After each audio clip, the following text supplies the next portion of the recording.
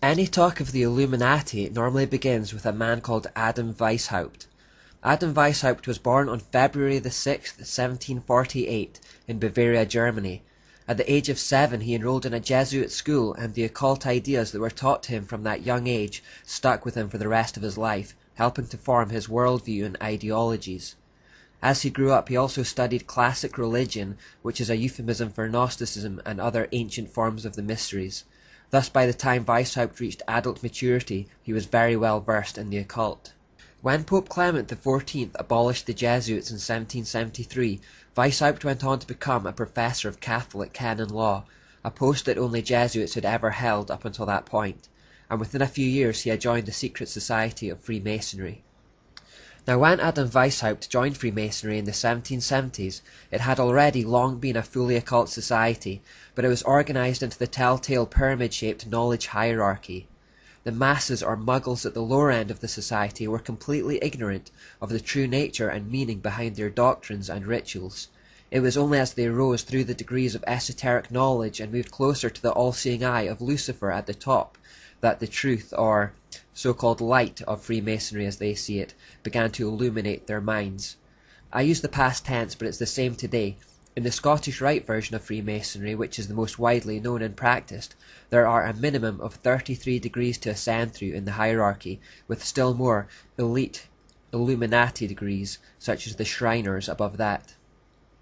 Those in the lower degrees simply have no clue that they are part of an organization that ultimately worships Baal, Asherah, and Lucifer.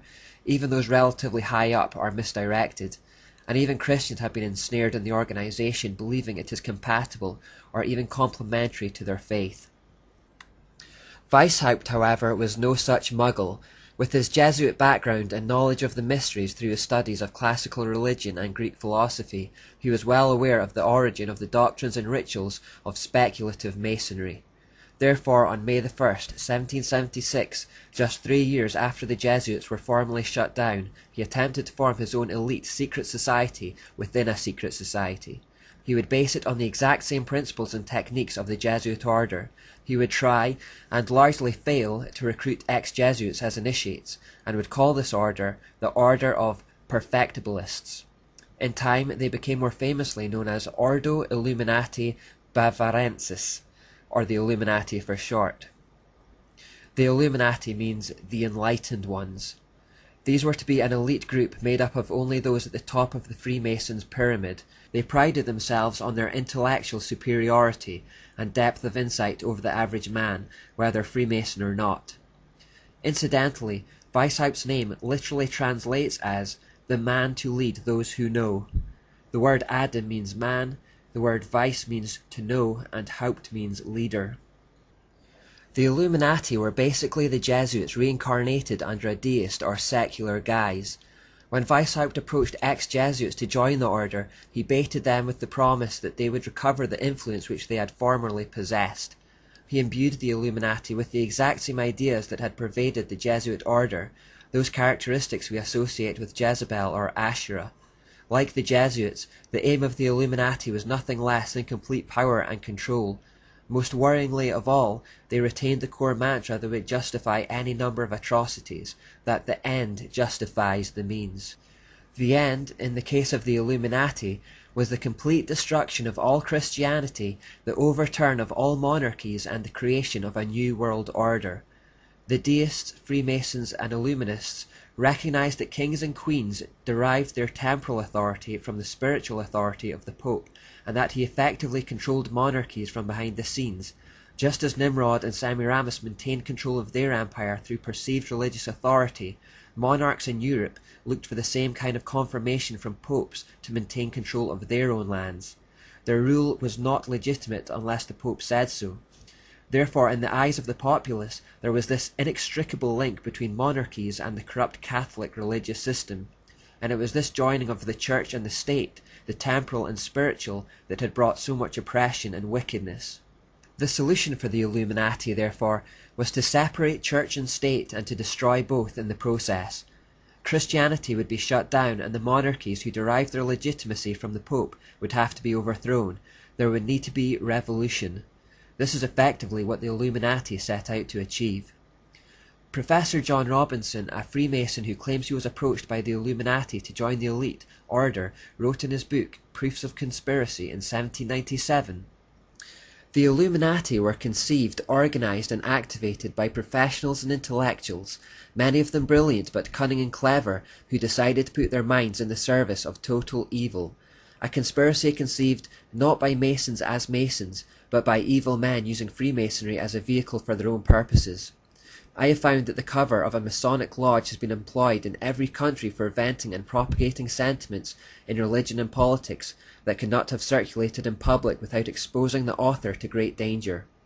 I found that this impunity has gradually encouraged men of licentious principles to become more bold and to teach doctrines subversive of all our confidence in the moral government of the universe.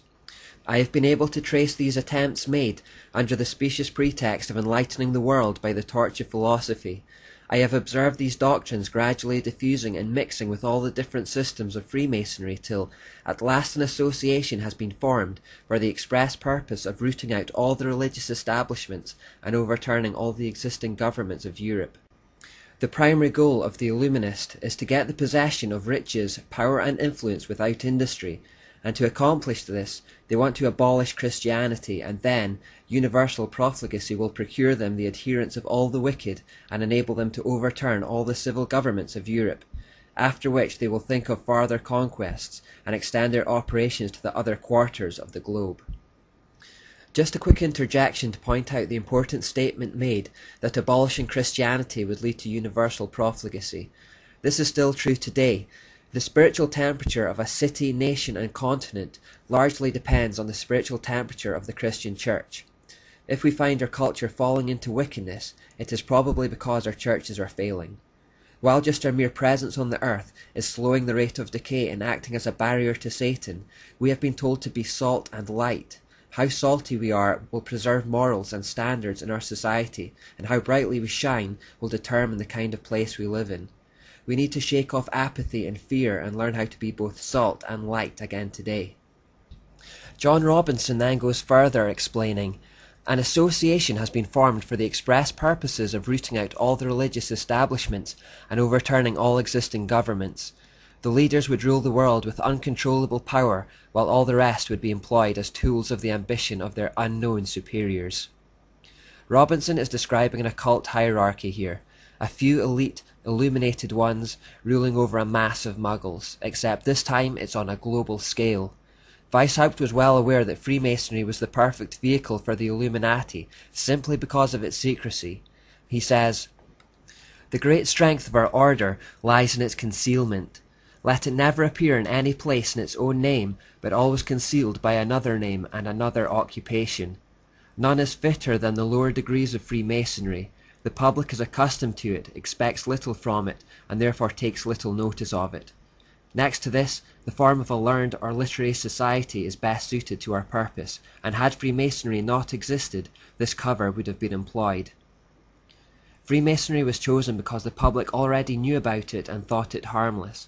Its origins as a trade union for craftsmen meant the average person thought nothing of it, and this was the perfect cloak of cover.